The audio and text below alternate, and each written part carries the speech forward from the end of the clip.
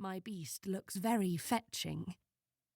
I passed several students sunk deep into the armchairs of the Dryadology Department common room, an open space beyond the faculty offices that boasts a cosy fireplace, unlit on this warm September day, as well as an impressive row of windows taller than several men, with little half-moons of stained glass at the top, which face the Gothic grandeur of the Library of Medicine, its proximity the subject of innumerable wry remarks concerning a dryadologist's susceptibility to strange injuries. In one corner is a bronze urn filled with salt. Campus legend has it this began as a joke, but many a wave-faced undergraduate has visited this vessel to stuff their pockets after sitting through their first lecture on whites. Not that there is much to worry about, as we do not ordinarily have folk wandering into the department to hear what we mortals are saying about them, Wendell accepted. The thick rugs scattered on the floor must be trodden on with care, for they are lumpy from the coins stuffed beneath them. Like the salt, this tradition most likely originated as a humorous diversion rather than any serious design to ward the folk away from our halls, and has now largely devolved into a sort of good luck ritual, with students pressing a halfpenny into the floor before an exam or dissertation.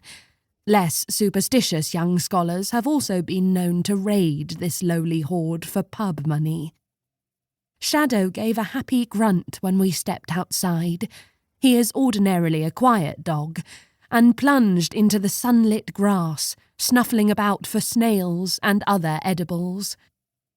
I followed at a more sedate walk, enjoying the sun on my face, as well as the cool edge to the wind that heralded the coming autumn.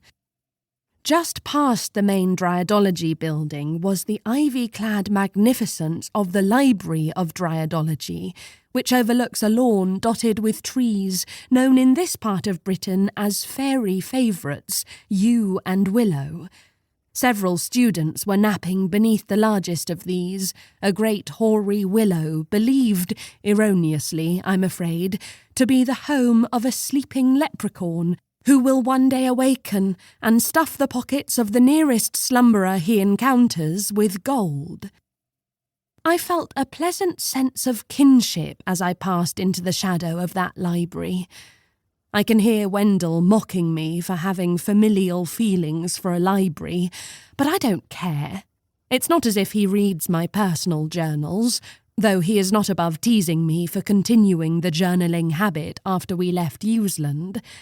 I seem unable to quit it. I find it greatly helps me organise my thoughts.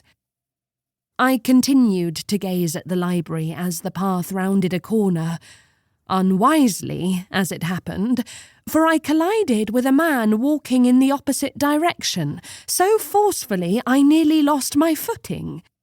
"I'm so sorry," I began, but the man only rudely waved my apology away.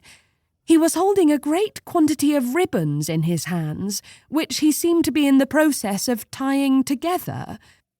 "Have you any more?" he demanded. "These won't be enough." "I'm afraid not," I replied cautiously.